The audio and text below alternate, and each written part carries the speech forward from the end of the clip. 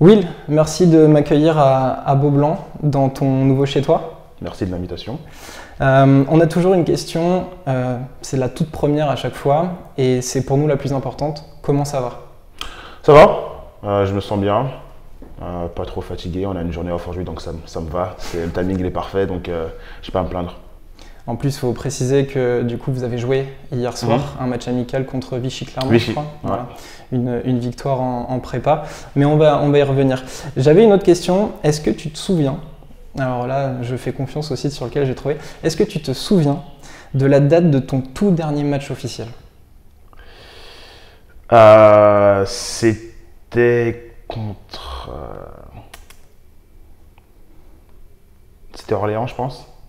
Non? Alors recensé, c'est pas ce que j'ai trouvé. Ok. Je fais confiance à Pro Bowlers, du coup on va voir si... Orléans, je sais que c'était en mai. Exact. Je sais pas si c'était le 17 ou le 19. 10 jours de plus, c'était le 27 mai. 27 mai, ah ouais quand même. Et c'était un match contre Le Mans.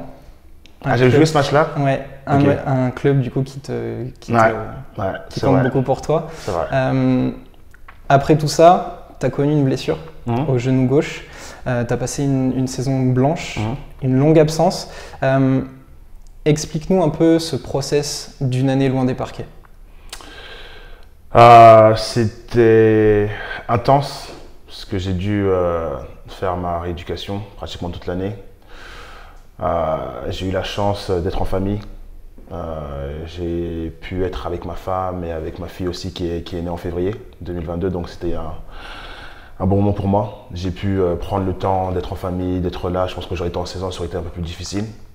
D'un point de vue physique, je pense que me remettre dedans petit à petit, vraiment prendre le temps de faire une coupure, je pense que c'était important pour moi. Je pense que je sentais physiquement que j'avais vraiment poussé ces dernières années sur mon genou et sur mon corps en général. Donc ça m'a permis de faire ça. Après ça m'a manqué le basket quand même, la compétition m'a manqué. Les entraînements, la bataille, les victoires. J'ai essayé de chercher cet engouement que j'ai sur le terrain, dans le basket, en dehors. Ça a été délicat, mais bon, je pense que j'en avais besoin et j'ai essayé de faire le maximum sur cette année-là, de tirer le positif et de continuer à bosser petit à petit parce que je savais que j'allais avoir l'opportunité de revenir. Et je me suis dit que quand j'aurai cette opportunité-là, il faut que je sois prêt, quoi. Donc je bossais à fond pour essayer d'être prêt et de continuer à progresser petit à petit. Qu'est-ce qui était le plus dur pendant cette période? Parce qu'on sait, il y a la blessure, il y a forcément un peu de doute parfois qui s'installe. Qu'est-ce qui était le plus dur dans cette année? En fait, quand tu te blesses, moi je me suis fait opérer, c'est une opération assez importante. C'est vraiment se dire que voilà, là tu peux rien faire. Ouais, je pouvais rien faire, je pouvais pas me lever, je pouvais pas marcher pendant un moment.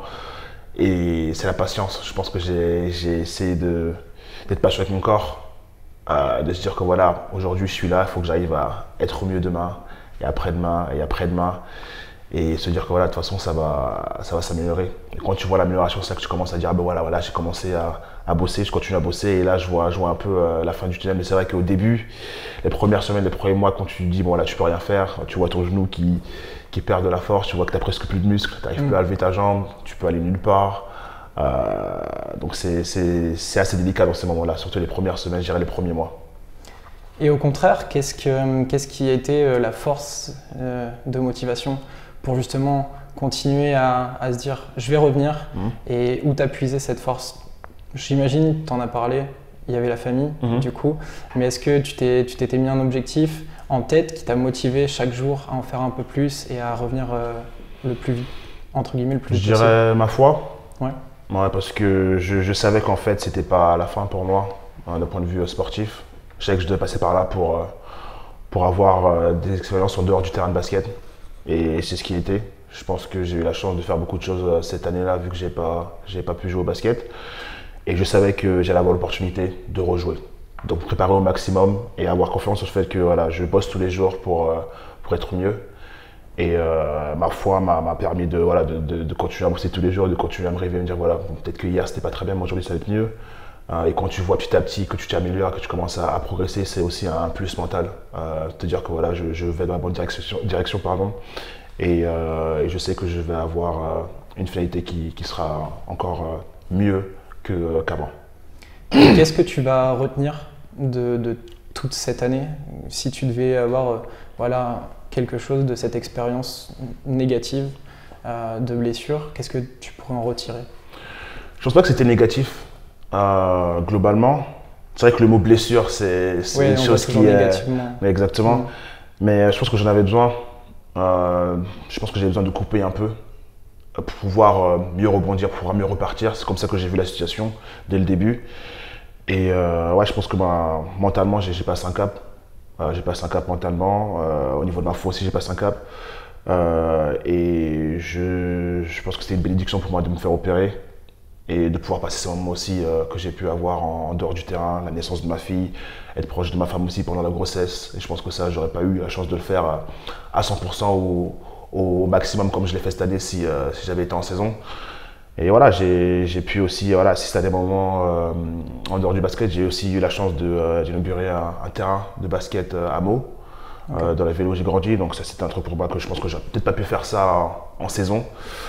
Et puis, ouais, sur différents projets aussi en dehors du basket. Non, franchement, je pense que globalement, j'en avais besoin et c'était un timing franchement parfait parce que, comme j'ai dit, la naissance de ma fille en février aux États-Unis, je pense que j'aurais peut-être pas eu la chance d'être là-bas ou ça aurait été plus compliqué de le faire. Je sais pas, j'aurais peut-être eu en déplacement, j'ai pu être là-bas. Voilà, je m'entraînais 2 fois par jour, mais bon, j'étais là, je rentrais chez moi chaque soir.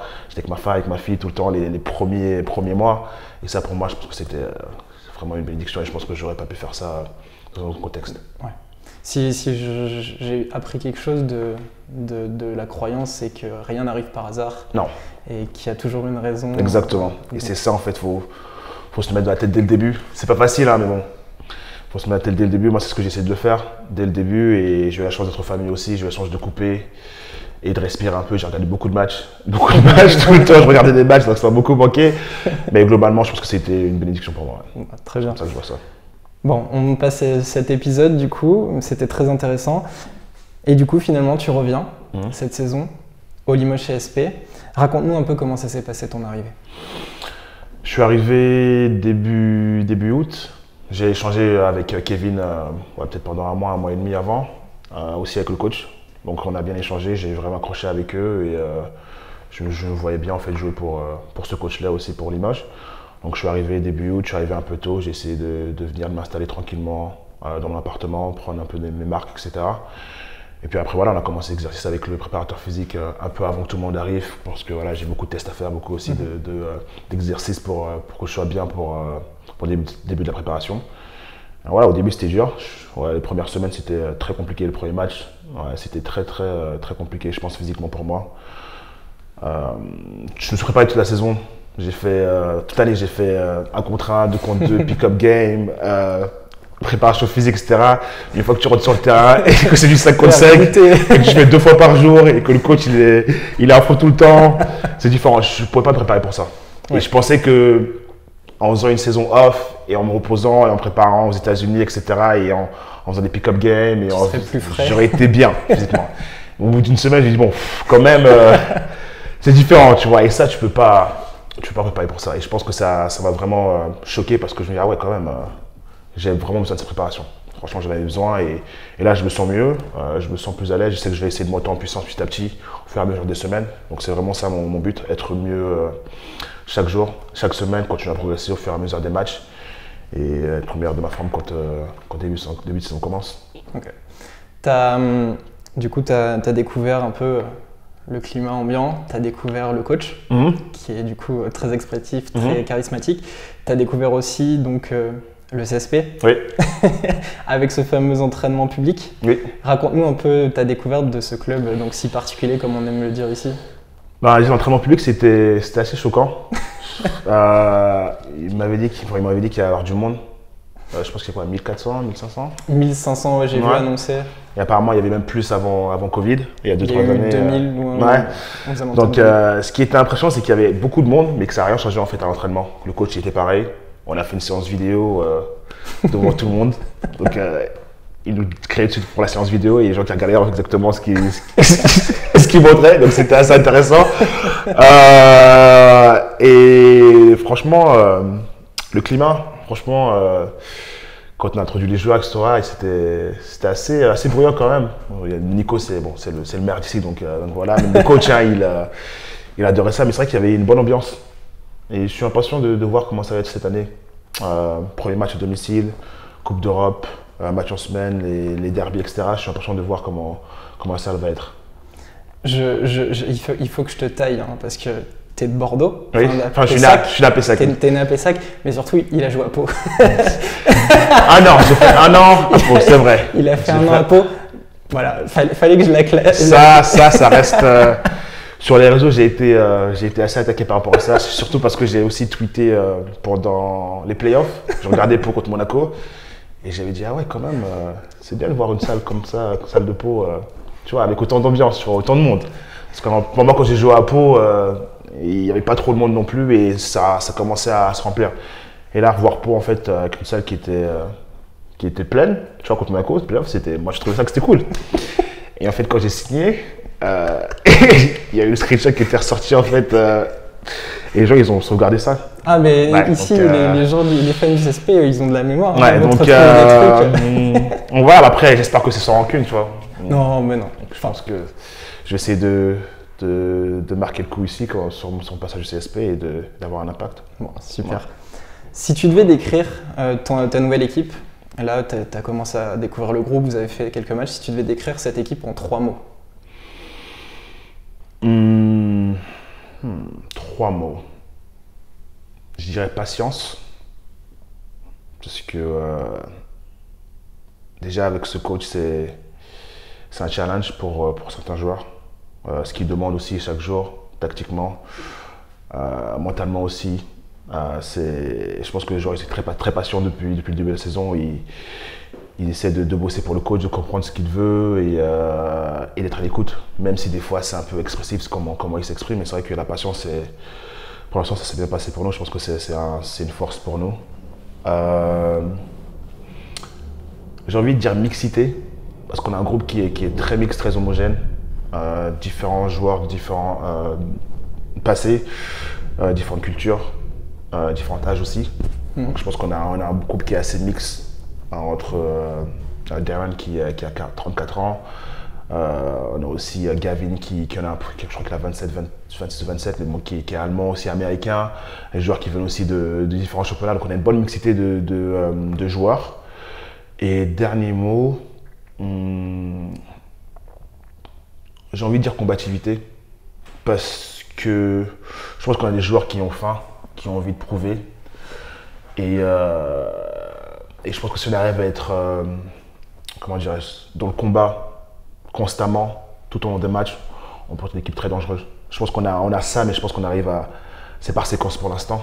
Et si on arrive à avoir ça tout un match, ouais. Je pense qu'on peut vraiment être une équipe très très bonne cette année. J'aimerais rajouter polyvalence aussi. C'est vrai. J'ai l'impression que ce groupe, il y a des postes 4-5, des postes 3-4 capables de... Et je pense que ça va être aussi intéressant. C'est vrai. C'est vrai, je pense qu'ils ont opté pour les joueurs avec différents postes, différents calibres, pour pouvoir essayer de changer, ajuster au fur et à mesure des matchs, des matchs et aussi des match-ups. Et donc je pense que ouais, c'est vrai que c'est un bon point. J'ai une phrase, et ça va être une première question. La phrase, elle dit « Il a prouvé ses qualités de gagnant et de leader partout où il est passé, et sera une pièce cruciale dans notre groupe et notre vestiaire pour créer cette culture que nous souhaitons. » Est-ce que tu sais de qui ça vient et à qui il s'adresse? Kevin? Ouais. Ça s'appelle Kevin et je pense qu'il parlait de moi. Ouais. Ça doit être une phrase qui compte beaucoup quand même pour quelqu'un qui arrive dans un nouveau club après un an d'absence. Moi, quand j'ai vu cette phrase, j'ai trouvé ça vraiment cool. C'est un peu bateau, mais je trouvais ça puissant comme phrase quand même. Alors, c'est une phrase qui montre que déjà ce que j'ai fait par le passé a eu un impact, que la réputation que j'ai aujourd'hui elle est là, elle est importante. Après, ça montre aussi qu'ils veulent aussi me donner des clés, des responsabilités aussi cette année pour l'équipe et en tant que joueur qui a de l'expérience. Après, je pense que c'est vrai que j'apporte beaucoup aussi par rapport à mon passé. Après, on a aussi des joueurs dans l'équipe qui ont beaucoup d'expérience aussi, comme Darren, comme aussi Nicolas, qui est dans ce milieu depuis une dizaine d'années. Donc, c'est vrai qu'avec mon expérience en plus, je peux apporter dans ce domaine-là. Et vu que j'ai aussi gagné au haut niveau et j'ai aussi eu la chance d'avoir des titres je pense que je peux apporter aussi dans ce domaine-là, dans les vestiaires et aussi sur le terrain. Est-ce que, avant de débuter la nouvelle saison, vous êtes sur la fin de la prépa, est-ce que toi, tu t'es du coup fixé des objectifs? Avant la saison? Pour la saison? Pour la saison, ouais. Déjà, j'aimerais bien faire une saison complète. Ouais, saison complète, pleine forme, bonne santé, c'est vraiment ça mon objectif principal. Prendre plaisir, parce que j'ai fait 1 an sans jouer. Donc je veux vraiment essayer de prendre plaisir. En plus là voilà, avec ce club-là, avec les supporters, je pense que je peux vraiment m'éclater et je veux vraiment prendre plaisir au maximum et vraiment voilà, kiffer au max cette année. Après, personnellement, honnêtement, j'ai quelques objectifs en tête. Ouais, je ne vais pas te mentir. T'es pas obligé de nous les dire. Hein. Non, j'en ai franchement des objectifs en tête. J'ai vraiment faim. Je pense que j'ai vraiment envie de montrer que je suis mieux qu'avant, que j'ai fait une année blanche, certes, mais que je suis revenu et que je suis un des meilleurs joueurs à mon poste du championnat. C'est vraiment ça qui est dans ma tête. Et aussi, je veux vraiment qu'on arrive à gagner. Voilà, je veux vraiment qu'on arrive à prendre plaisir à jouer ensemble, à faire une saison, j'espère, mieux que l'année dernière, mais vraiment prendre plaisir ensemble et gagner. Moi, je suis ici pour gagner. J'espère qu'on aura beaucoup de victoires et j'espère qu'on aura aussi beaucoup de plaisir à jouer ici et à jouer pour Limoges. Et bien on suivra ça et puis peut-être qu'en fin de saison on échangera un tout petit peu et tu nous diras c'est bon, exactement, tous mes objectifs, on verra. On fera ça. Du coup on va rentrer pleinement dans cette saison, vous allez disputer la BCL, toi tu connais cette compétition, tu as joué tu l'as joué 2 fois je crois. 2 fois avec Le Mans, oui. Ouais. Comment toi tu abordes cette compétition? Déjà c'est un plus de pouvoir jouer 2 fois par semaine. Après, je sais que quand on avait joué, je pense que le niveau il était moins bon que maintenant. Il y a des très bonnes équipes maintenant en BCL. Donc c'est un bon challenge pour nous aussi de pouvoir jouer contre des équipes qui sont de différents championnats. C'est un peu plus aussi pour nous, je pense, pour se tester. Moi, je suis impatient de commencer. J'aime bien la Coupe d'Europe, j'aime bien les voyages, j'aime bien aussi jouer dans différents pays, etc. Donc je pense que ça va être bien pour nous et surtout pour certains joueurs qui ne l'ont pas fait auparavant. C'est une très bonne expérience. Et je pense que c'est bien aussi de pouvoir enchaîner. Des fois, quand tu joues un match par semaine, tu réfléchis trop, tu penses à ce que tu as fait. Là, exactement, là, c'est bon, on enchaîne. C'est pour ça qu'on a aussi beaucoup de matchs de pré-saison pour nous préparer, entre guillemets. Mais c'est vrai que ça va nous faire du bien, je pense, d'enchaîner, surtout quand tu as un coach qui peut être très exigeant. Des fois, quand tu pars des matchs, tu penses à ce que tu as fait, tu réfléchis trop, tu n'arrives pas à dormir. Et là, boum, non, tu n'as pas le temps de faire ça. C'est bon, 2-3 jours après, tu as un match, il faut enchaîner. Et je pense que ça va être un plus pour nous. Ok. Tu l'as dit, la BCL se développe de plus en plus, que ce soit sur son image ou même sur les clubs qui la composent et les effectifs qui sont de plus en plus redoutables. Moi, ce que je veux demander, c'est on a vu l'année dernière un Final Four qui était magnifique, partout. On imagine que ça donne envie d'en être. C'est sûr. Pour un compétiteur comme toi. T'es sûr? C'est sûr, après. Moi, je l'avais regardé en plus, c'était qui était au Final Four. Il y avait Manresa, il y avait Tenerife. Tenerife, il y avait des beaux matchs. Hein. Ouais. Ah ouais, c'était très bien organisé en plus. Non, c'est sûr, la BCL, ils sont en train de passer un cap. Je ne sais pas ce qui va se passer les prochaines années. Je ne sais pas s'ils vont devenir peut-être le championnat d'Europe. Mais c'est vrai que chaque année, je vois comment ils progressent, même sur les réseaux et tout ça, dans l'échange. Ce qu'ils font, c'est top. C'est vraiment, quand tu penses quand ils ont commencé, il n'y avait pas grand monde qui y croyait. Ouais, c'est vrai. Mais là, c'est vrai qu'ils ont passé un cap. Et je ne sais pas s'ils sont même passés devant l'Eurocup, parce que l'Eurocup aussi, c'est différent. Il y en a qui ont tendance niveau, à dire tu vois. Donc, je ne suis pas au niveau de l'Euroleague, mais c'est vrai que je suis pas content de voir ce qu'ils vont faire dans 4-5 ans. Ouais. Voir où ils vont aller. Je ne sais pas s'ils vont essayer d'être ensemble, de faire une ligue juste avec l'Euroleague, je ne sais pas. Mais c'est vrai que j'espère qu'il y aura forcément un cap qui va être passé, je pense, dans les prochaines années. Ouais, c'est sûr. Ouais, j'imagine. On va essayer de les inclure dedans, de vous inclure dedans. Mais pour toi, je ne sais pas si tu as eu le temps de regarder un peu les effectifs, mais pour toi, si tu devais sortir quelques favoris pour cette saison? Alors moi, très franchement, si vous allez faire le Final Four, je trouve une place dans le bus. Hein. Ok. Tout de suite, je viens avec vous. Des favoris, je dirais Galatasaray. Ouais. Après, Tenerife ils sont toujours dedans, ils sont toujours chiants, ils sont constants, tu vois. Ils toujours ont avec Chermadini ils ont toujours des joueurs qui sont là. Ouais, Tenerife sont toujours là, je dirais. C'est leur compétition, moi. Ouais, je crois que depuis que c'était créé pour eux, je crois. Je sais pas, je crois qu'ils ont fait 3 finales forts en 3-4 ans, je sais pas quoi. Donc non, c'est Tenerife, oui. Après, je suis en train de réfléchir qui d'autre. Je vois pas qui d'autre, hein, honnêtement. Est-ce qu'un club français pourrait s'inviter dans la partie? Je pense, oui. Je pense. Strasbourg, ils étaient pas loin l'année dernière, non? Ouais. Ouais. Puis ils avaient fait oui, ils avaient fait le Final Four l'année d'avant. Ouais, non, je pense que s'il y a moyen. Après, même nous, hein, je pense qu'il y a moyen. Ça, j'aime. J'aime bien, franchement, il y a moyen. Je pense qu'il y a moyen. Strasbourg, Strasbourg, de toute façon, c'est toujours une bonne équipe, Strasbourg, à chaque année. Hein. Mais c'est vrai que dans d'autres pays, je vois pas. Il y a l'équipe d'Israël, là où joue. La Pololone. Ouais, ils ont fait le Final Fort oui, cette année. Ouais. Puis eux, ils sont bien renforcés aussi. Ouais, eux, ils sont pas mal aussi. J'ai vu jouer l'année dernière, ils sont pas mal. Une dernière équipe, je dirais. Non, je vois pas qui. Hein. Bon, bah, c'est déjà pas mal. Ouais, c'est pas mal, je vois pas qui. Mais c'est vrai que. T'en as donné 3 et puis. Ouais. Non, c'est vrai que c'est pas mal. Bon, cool. Autre travail un peu d'imagination. T'es le 4 octobre. Ok. Il y a Mandressa qui débarque. Ok. Et c'est ton premier match de Coupe d'Europe à Beaublanc. Tu l'imagines comment cette soirée? Sans commencer à parler de résultats. Ouais. Mais tout autour. Déjà, full house. J'espère qu'il n'y aura pas de places qui vont être libres. Grosse ambiance. Je sais pas, il a quelle heure le match? 20h, je crois que c'est en début de soirée. Ouais. C'est en semaine, donc je sais pas. C'est le premier match quand même à domicile. Coupe d'Europe. Non, je vois full house, Beaublanc blindé à bloc, grosse ambiance, gros match, grosse intensité et tout faire pour gagner le premier match à domicile de la Coupe d'Europe. Ouais. Bon, cool. Normalement, on va essayer d'être là. Ouais. Moi, je suis prêt à ramener vos amis, ramener des amis, commencer à préparer les places, invitez vos potes chez vous, qui passent la nuit si vous voulez, faites l'aller-retour, vous partez demain, dites que vous allez arriver en retard le lendemain au boulot, etc. Mais on a besoin de vous pour les matchs de... Tu sais que ça, c'est une vraie anecdote? Ah. Le coup du mot pour arriver le lendemain. Ah ouais. Il y a alors le regretté Fred Forté qui, une journée de finale en championnat de France, avait signé des mots d'absence pour le lycée à certains élèves. Vraiment.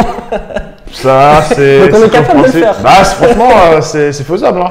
Après, moi, je sais pas comment je pourrais vous aider par rapport à ça. Je peux peut-être faire un mot, mais bon, je sais pas si je pèse autant pour l'instant, mais. On s'arrangera. Ouais, je suis partant. Ok, cool. Avant ta blessure, tu as quand même eu une belle année, puisque vous terminez champion d'Europe. Avec Monaco, vous remportez l'Eurocup, qui du coup est quand même une compétition reconnue. Quelle sensation ça a été de remporter ce titre? Enfin, tout le monde s'en souvient, c'était incroyable. Il y a eu donc le fameux pour l'éternité d'Alex Biggerstaff au micro de la télé. Quelle sensation ça a été ça, de remporter ce titre?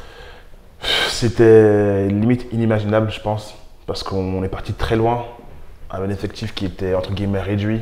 Pas de grands joueurs, pas de grands noms. Je crois qu'on avait Mathias Le Sort aussi, Dibost. Mais je pense pas que tout le monde, je pense pas qu'il y a peut-être personne qui pensait qu'on allait aller jusqu'au bout. On a fait des matchs où on était dos au mur. Je pense que c'était en quart de finale. On perd le premier match à domicile. Voilà. Donc il faut qu'on gagne le match à l'extérieur pour gagner le troisième match à domicile. C'était hallucinant parce qu'en plus on devait recruter un joueur en février. Finalement il n'est pas venu. Donc on avait un effectif réduit avec deux jeunes joueurs qui n'avaient pas d'expérience en pro. Mais on avait vraiment des joueurs qui avaient faim, quoi. On avait comme des dogs, tu vois, des chiens. On était vraiment des morts de faim en fait. Franchement, entre Marcos Knight, Dibost, Mathias, Rob Gray, Abdou. Non, et les autres, et je pense qu'on a gagné le premier match à l'extérieur aussi. Ouais, on peut vraiment aller jusqu'au bas, on peut le faire. Franchement, on peut le faire. On a cru en nous et c'était pas facile parce que c'était l'année aussi qui était délicate au niveau des matchs, de championnat, etc., au niveau du voyage, mais c'est vraiment une année spéciale pour moi parce qu'on a prouvé que, tu vois, il y a des joueurs qui avaient des meilleurs effectifs que nous sur le papier. Et c'est vraiment la cohésion collective, ça peut battre n'importe quelle équipe. Ouais, Quel que soit le roster, quel que soit les joueurs qu'il y a, le talent, CV. le CV. Nous, on avait des joueurs qui jouaient ensemble, qui avaient faim, et une fois qu'on a vu qu'on a montré qu'on pouvait gagner, ah ouais, on peut vraiment aller jusqu'au bout, hein. On peut vraiment gagner le deuxième match à 15 ans pour être champion, quoi. et on était vraiment toujours en train de se battre. À moins 10, quand on revient, même quand on perd le deuxième match, on est toujours des débattants. Tout le temps, on a continué à se battre, continué à rester positif. Et on avait vraiment faim, quoi. On pensait vraiment qu'on pouvait aller au bout et on l'a vraiment fait. Ouais. Il a une place particulière, ce titre, pour toi? Est-ce que c'est le meilleur ou il y en a d'autres qui comptent le plus? Le meilleur, je sais pas. Je pourrais pas dire le meilleur. Ce qui était dommage, c'est qu'il n'y ait pas de fans. Ouais. Tu vois. Donc c'était vraiment une année particulière. Mais ça reste quand même, ça reste proche d'un de mes meilleurs moments en tant que sportif professionnel, c'est sûr. Ok. Est-ce que tu as eu un petit regret de ne pas pouvoir enchaîner et jouer l'Euroleague derrière? Un petit peu. J'imagine que. Un petit peu. Après, j'étais en fin de contrat. Pas trop de regrets. Ouais, j'étais un peu j'étais en fin de contrat. Je sais pas si m'ont gardé ou pas. Ouais. En tant que blessé, honnêtement, par rapport au business, ça m'étonnerait qu'il m'a dit, oui, vas-y, viens, c'est bon, t'es blessé, on prend. J'aurais bien aimé, mais bon, ça m'étonnerait. Après, je pense que je sais pas si physiquement j'aurais tenu. Ouais. Parce que je pense que physiquement, j'étais vraiment au bout avant ma blessure. Et non, pas de regret, honnêtement, non. Je pense que j'ai fait ce que j'avais à faire là-bas. Je suis content d'avoir pu gagner un titre avant de partir, entre guillemets. Et bon, après, peut-être que j'aurai l'opportunité de jouer à ce niveau-là dans le futur, hein, je sais pas. Mais non, j'ai pas de regret. Non. Okay. Chez The Upset Media, on suit beaucoup l'Euroleague. C'est une compétition qui nous passionne. Est-ce que toi, tu la regardes et est-ce que tu as un club comme ça que tu aimes bien, que tu kiffes? Je l'ai beaucoup regardé l'année dernière, parce que j'ai eu beaucoup plus de temps. J'étais derrière Monaco, honnêtement. L'année dernière, ils ont fait une très bonne année et voir comment ils ont réussi aussi à progresser au fur et à mesure de la saison. Avec Sacha qui arrive en mi-saison et qui transforme quand même complètement l'effectif. Je pense que ça. C'était le jour et la nuit. C'était un truc de malade. Je sais pas comment il a fait, parce qu'on avait échangé aussi un peu avant qu'il signe là-bas. Mais je sais pas si ça peut être refait. Parce que tu changes pas d'effectif, tu changes pas de joueur. T'arrives, tu vois, dans le top 8. En plus, à quelques minutes d'un Final Four. Exactement. Pour moi, c'est hallucinant. Pour moi, franchement, c'est Monaco, ça m'a vraiment impressionné cette année-là. L'année dernière, ils m'ont vraiment impressionné. C'est l'équipe qui a plus impressionné. Après, il y a aussi Kazan qui était pas mal, qui a bien commencé. Ouais, du coup, avec le contexte, ils n'ont pas pu aller jusqu'au bout. C'est sûr, mais c'était surprenant aussi, l'équipe qu'ils avaient, comment ils jouaient aussi. Franchement, Kazan, c'était une équipe qui était vraiment surprenante. Ils ont des joueurs un peu comme tu le décrivais tout à l'heure, des morts de faim. John Brown, Lorenzo Brown, des mecs comme ça. Isaiah Cannon. John Holland aussi. John Holland, ouais, c'est vrai. Non, Kazan, ils m'ont impressionné. Après, Olympiakos, j'aime bien Olympiakos aussi avec Smooth Fall. Je regardais aussi. Après, tu as le Barça aussi. Le Real, ils sont costauds aussi, le Real. Les Real, ils sont costauds avec les joueurs français qui sont sur l'effectif, j'aime bien aussi parce qu'ils ont des rôles importants dans l'effectif, dans une grande équipe comme le Real, donc c'était pas mal à voir. Non, franchement, j'ai bien aimé l'année, mais je dirais que Monaco, c'était l'équipe que j'ai regardé le plus. Ouais. Ok, bon, j'imagine que ça sera le cas encore cette saison. Oui, après on va essayer de regarder aussi un peu d'autres équipes, tu vois. Mais c'est vrai que moi j'aime bien les équipes comme le Real, qui ont des Français qui jouent et qui ont des minutes, qui arrivent à avoir un impact sur le match. Après, je vois aussi les équipes où mon pote joue, tu vois. Je sais que j'ai regardé le Maccabi l'année dernière parce qu'il y avait Scotty qui jouait là-bas, elle est bien partie au Fener, donc j'ai regardé un peu. Donc ouais, j'essaie de regarder ça aussi. Ok. Petite parenthèse actualité. Qu'est-ce que tu penses de l'Eurobasket qui est en train de se dérouler? Il est complètement fou. Complètement fou. Ouais. Ce qui est intéressant, c'est que maintenant, tu vois des joueurs qui scorent beaucoup plus qu'avant. Tu vois, des joueurs qui sont 40 points, 35 points. Et avant, je pense que c'était beaucoup plus impressionnant. Maintenant, tu as l'impression que, je sais pas si c'est facile ou il y a moins de défense. Mais c'est vrai que le basket européen était vu comme un basket qui était dur, entre guillemets, à marquer autant de points. Mais là, tu vois les stats, tu dis, mais wow, quand même, c'est impressionnant. Je ne sais pas s'il y a un cake qui est passé, les joueurs sont mieux physiquement et athlétiquement, c'est vrai. Peut-être tout simplement plus fort. Et plus fort, mais c'est vrai que tu vois, quand tu vois le joueur le finlandais qui met 43 points en un match, pas de prolongation, une équipe qui score 100 et quelques points en 4 cartons de 10 minutes en Europe, tu vois, pour moi, c'est surprenant. Ouais. Donc non, c'est bien de voir aussi les joueurs NBA qui sont là et qui viennent jouer pendant l'été avec l'équipe nationale. C'est important pour l'Europe et pour le basketball européen aussi dans le futur. Et ouais, c'est fou. C'est fou, je pense qu'on va avoir quelques surprises encore, je pense, qui vont arriver là. Je pense, ouais. Ok. Pour ceux qui ne le savent pas, donc Will, tu as joué en NCAA à Florida. Tu as le short du coup aujourd'hui. Tu t'en as parlé un petit peu, tu as été le coéquipier de Scottie Wilbekin, mais pas que. J'ai recensé notamment Chandler Parsons, Bradley Beal ou encore Dorian Finney-Smith. Il y en a eu d'autres. J'ai volontairement écarté la liste parce qu'il y en avait. Ouais. Lequel t'a le plus impressionné? Ou peut-être t'impressionne encore plus maintenant? Ça peut être quelqu'un que j'ai pas cité. Hein. Moi, j'aurais dit Bradley Beal, parce qu'il a fait seulement 1 an à Florida et il était drafté numéro 3. Et je pense qu'il était déjà prêt quand il est arrivé. Je pense qu'il aurait pu aller en NBA sans passer par Florida. Ouais. Okay. Physiquement, il était prêt, il était déjà mature, il comprenait déjà très bien le jeu, très agressif, très patient, une maturité aussi assez surprenante. Et non, il était déjà prêt. Il a fait son année, il a fait ce qu'il avait à faire et il est parti. Franchement, je pense que physiquement, il était aussi impressionnant parce que c'est un grand, il était costaud déjà pour sa position. Et tu as l'impression qu'il avait déjà joué à ce niveau-là auparavant. Pour moi, c'était vraiment le joueur qui m'a le plus impressionné. Ouais. Après, il y en a d'autres, mais je pense que lui, c'était vraiment le joueur qui m'a le plus impressionné. Okay. Ouais. Pour justement te faire parler un peu de tes anciens coéquipiers, on a toujours ce petit jeu avec nos invités, c'est en t'incluant dedans, tu nous fais un 5 majeur de tes coéquipiers, ou ex-coéquipiers, ou joueurs avec qui t'as kiffé.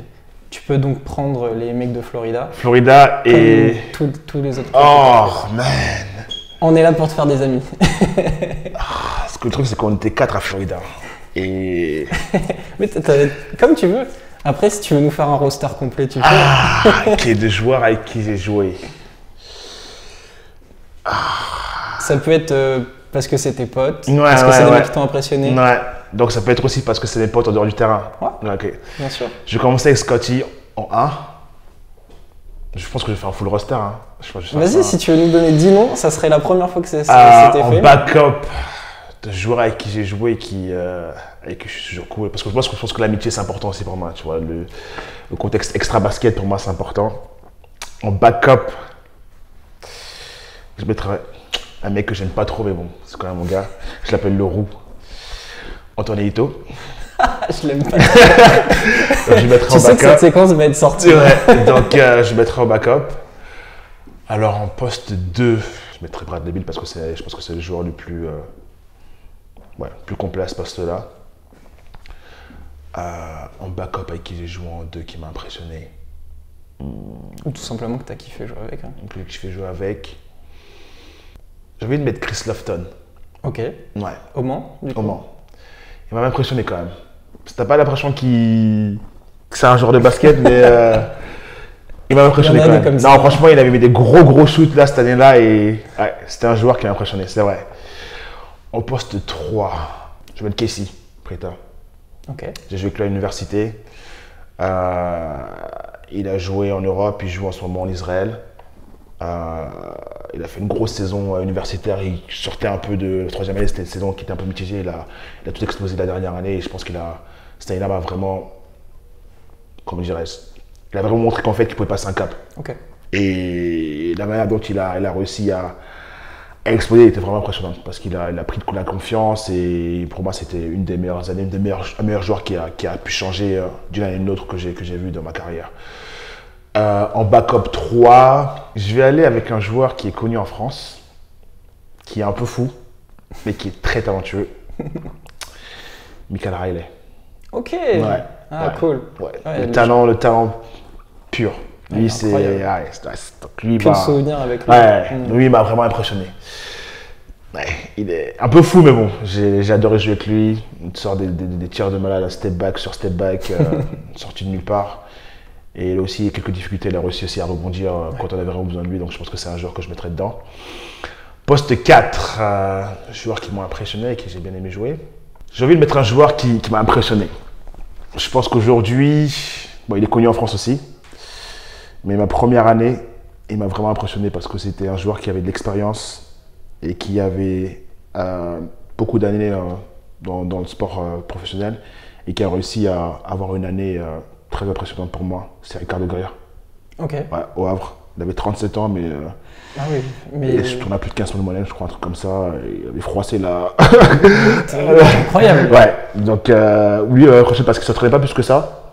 Mais en match, il arrivait et il donnait, à 37 ans, il donnait 15 points par match tranquillement, la même All Star, je crois, cette année-là. Donc, ouais, Ricardo Guerrier, je le mettrai en poste 4. Ah, c'est intéressant. Ouais. J'aime bien la palette.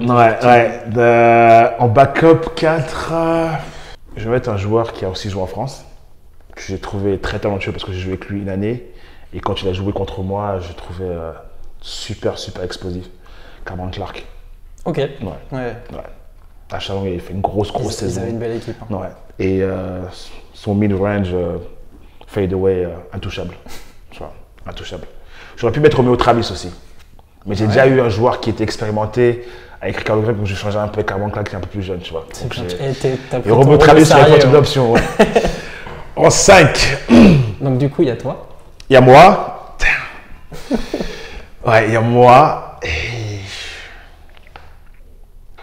j'hésite entre deux joueurs. Patrick Young, avec qui j'ai joué à l'université, à l'université, qui était un monstre. Ah Physiquement, ouais. oui. Et Mathias Le Sort. Ok. Ouais. Mathias Le Sort, quand il est énervé, c'est impressionnant. Ouais. Le fameux Ouais. Yak. Ouais. Mathias Le Sort, c'est impressionnant. J'aurais pu mettre Youssouf Afal aussi. Mais c'est vrai que Patrick et Mathias, ça se tape. Ça doit être sympa aux entraînements avec les deux. Ouais, c'est intense, ouais. Non, c'est la bagarre, c'est toujours la bagarre, ouais. Ok, ben, merci d'avoir fait un full roster. J'ai essayé de ne pas être trop long non plus, tu vois, mais c'est vrai que je pense que mon roster, il est assez costaud, je suis content. J'ai eu la chance de jouer avec beaucoup de joueurs différents, de différents âges et de talent, enfin de niveaux différents, et je pense que c'est un bon petit roster. Ouais, c'est top. Merci pour ton roster. On arrive sur la fin. Qu'est-ce qu'on va pouvoir te souhaiter à toi personnellement? Tu en as un petit peu parlé, mais du coup, qu'est-ce qu'on peut te souhaiter? Santé, saison complète, prendre plaisir. Mais après, je pense que ça va avec la victoire. Hein. Je pense que c'est tout ça qui est en place, en principe. Hein. Normalement. Victoire, et non, franchement, santé, c'est le plus important pour moi. Et juste envie de prendre plaisir de jouer au basket. J'ai fait un an sans jouer, donc vous inquiétez pas, moi je me sens bien et j'espère qu'on pourra prendre plaisir ensemble aussi. Et si je fais des trucs un peu fous sur le terrain, vous inquiétez pas, j'ai un coach qui va me rappeler, mais je pense que j'ai trop d'émotions qui sont restées ancrées en moi pendant un an. Donc là, si je sors sur le terrain, je suis un peu fou. Non, vous inquiétez pas. Mais non, je vais vraiment essayer de prendre plaisir et faire une saison complète. Et après, le reste, c'est que du bonus. Hein. Okay. Du bonus, ouais. On te laisse le mot de la fin, si tu as un message à faire passer. Alors, Will Diguité, en direct de Beaublanc. Je suis content d'être ici, content d'être à Limoges. Je suis impatient de commencer. Et j'espère que vous serez avec nous tout au long de l'année à Beaublanc. Full house, comme je disais tout à l'heure. Venez nombreux et nombreuses, invitez votre famille, vos amis, vos cousins, cousines, grand-mère, grand-père, qui vous voulez, pour que tous les matchs à domicile soient full house, blindés, et on essaiera de faire le taf sur le terrain. Au CSP. On s'était promis un truc sur les réseaux, on peut pas finir sans un signe particulier. Tu le connais? Ghetto Trap? Ah bah, bien sûr. Go Gators. Ouais. Merci Will. Pas de soucis.